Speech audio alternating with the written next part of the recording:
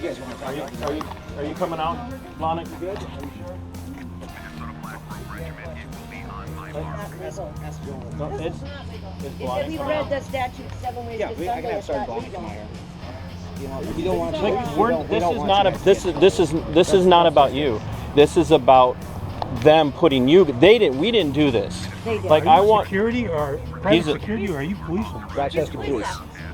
I'm actually Sergeant Blahnik in there. Is my supervisor, and I'm one of the school. I want it. Make sure the media knows this. We didn't do this. The school district did this. The school district did this. This was not us. The school district put law enforcement in a bad spot.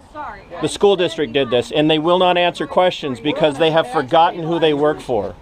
They've forgotten who they work for.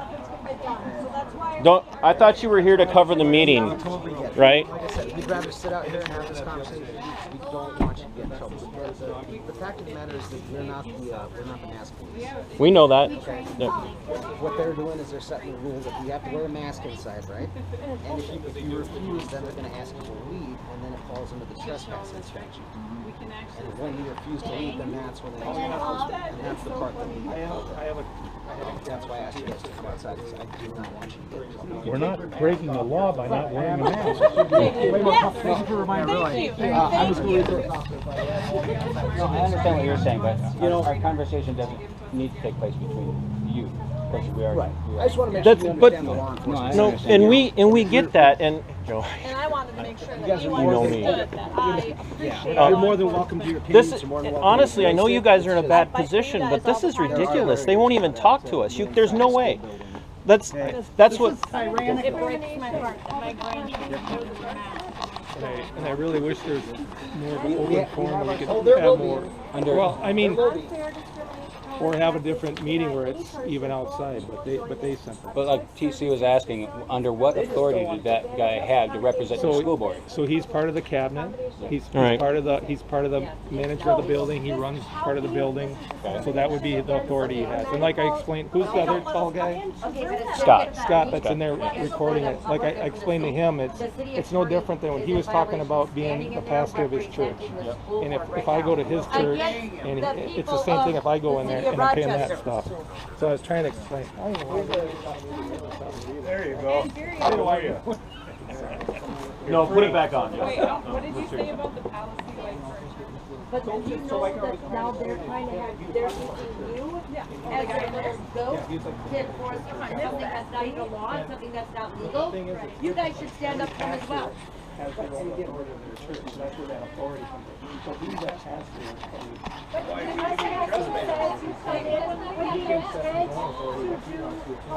We are not. We want to participate. They say that No matter what school we go to, we have to have a mask. And I don't have to go, some churches is do, not you need online. On his argument's kind of stupid because So, see, then they are infringing upon our rights on that one again as well. They should not allow us to go in there and say, we were not pastor of a we were church. not being right, we were not threatening them. do some of the things they're doing here to my And that,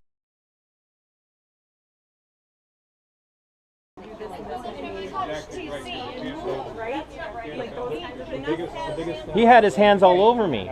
Is he authorized to do that, Arzola? Come on. You know I know he doesn't. You know I know he doesn't have the authority to do that. Comes back to being that amicable person, you know what I mean? But did you notice that I wasn't being a jerk? I was very civil. Like, I'm not going to put you guys in a bad spot. And we had this conversation out here. They all heard me. Don't put these guys in a bad spot. We appreciate it. Because Thank you for working with us. I've known a lot of you for a long time. So, but I guess what I'm getting at is why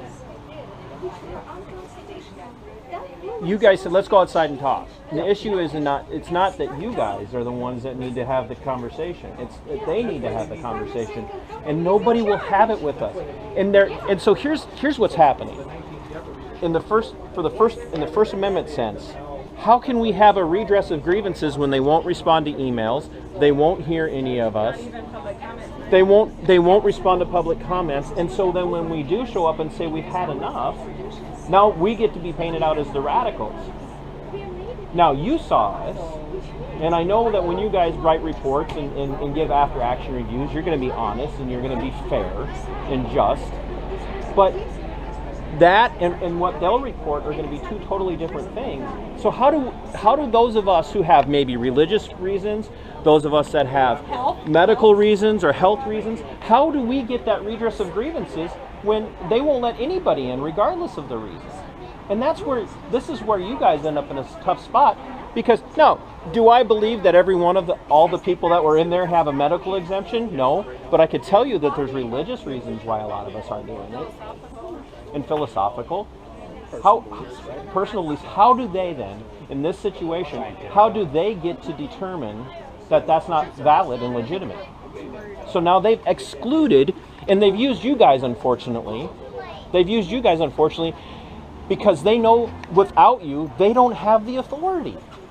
And technically, they just put you guys in a really bad spot, because if this ever goes to civil action, the veil of your immunity is pierced by the violation of the constitutional rights of we the people, and that puts you guys in a really bad spot. And that's why I'm not going to sit here and do that to you guys. But it, pushing him out. He has literally no right shoving anybody. I mean, right there. I was just telling her, I was surprised.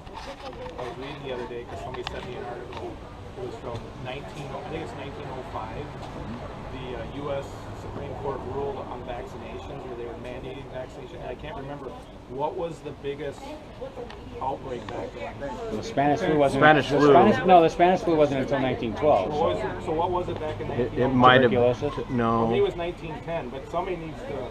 They're mandating vaccination. There was a city that mandated vaccines, and the Supreme Court backed them up on that particular situation, but it wasn't a blanket. Everyone has to be. Yeah, and I can't remember what the pandemic was. So, but that was good. Nice switch. I saw what you did there.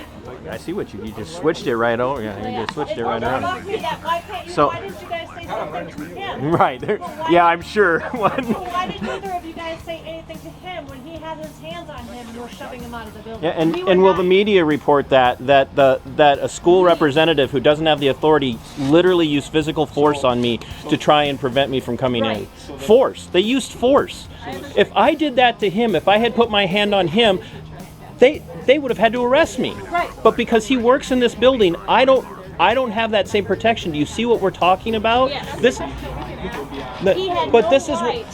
is what I'm saying is, like, I appreciate that you guys are in a bad spot too, but you have to understand that we're not going to necessarily trust, because we've seen stories spun so many times with local media. That's why we're here like this, because nobody covers this accurately. Right. All the news stations, all the local news stations. A school representative put his hands on me. We're trying to protect our children. Please stand by. Please stand by.